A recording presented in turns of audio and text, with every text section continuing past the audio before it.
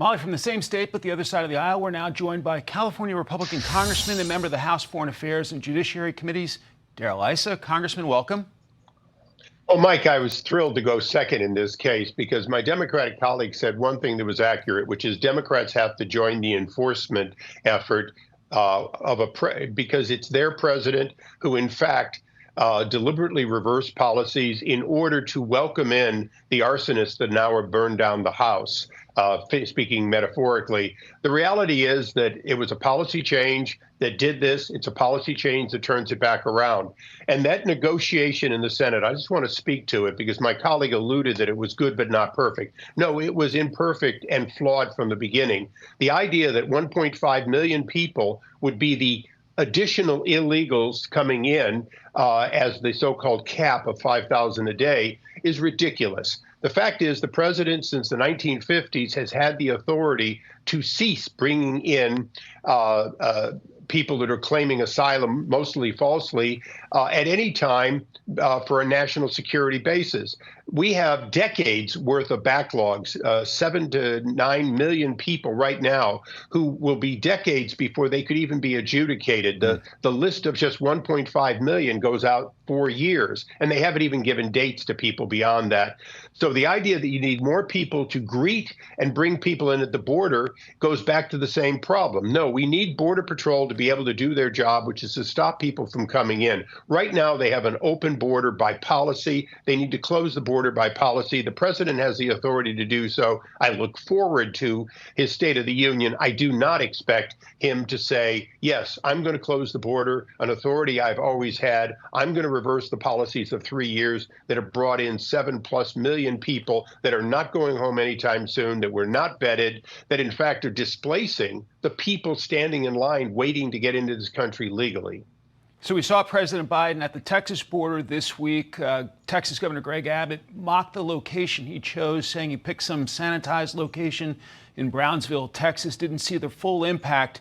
Southern California has really heated up in terms of the migrant crisis. What's the impact on your district, and should the president visit Southern California and Arizona to get a full picture? He should visit the 40,000 square foot fentanyl locker that just services a portion of the border, my 100 or so miles of the Mexican border in my district, and realize the amount of killing drugs that killed over 100,000 people last year that are coming in because of his open policy. You can't have an open border and then try to protect against drugs. You can't have an open border and try to protect against gangs and criminals coming in. The reality is we can do immigration reform. We can take the 1.3 or 1.4 million legal immigrants every year. We could raise it to 1.5. Mm-hmm. What we can't do is have millions of people every year come in unvetted without exactly what happened in Georgia and around the country, which is these people include a large amount of people who are fleeing where they were criminals to be criminals here. It includes the MS-13. It includes all of that. And by the way, it includes the drugs and the drug smugglers that are killing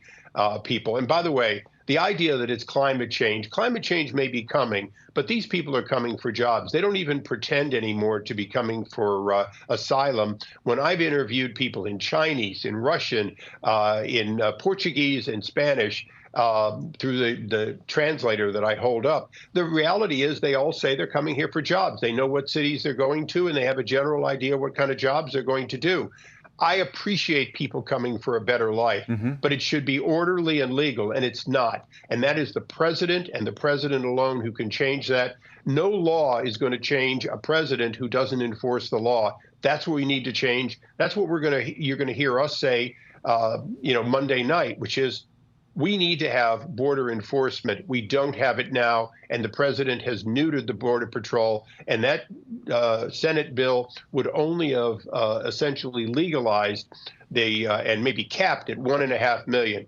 We're not prepared to bring in 1.5 million unfiltered people every year. And my colleague in Sacramento is a long way from the border. But the fact is the president's policies mean there is no border. And as a result, my district isn't suffering that much more than other districts. The reality is all of America is suffering from it, and they're suffering from it because the president planned to do it, and he planned to do it because it changes the demographics for elections in this country, I believe wholeheartedly that is his reason. Congressman Darrell Issa of the great state of California, thanks so much for your time today. I'm Steve Doocy. I'm Brian Kilmeade. And I'm Ainsley Earhart. And click here to subscribe to the Fox News YouTube page to catch our hottest interviews and most compelling analysis.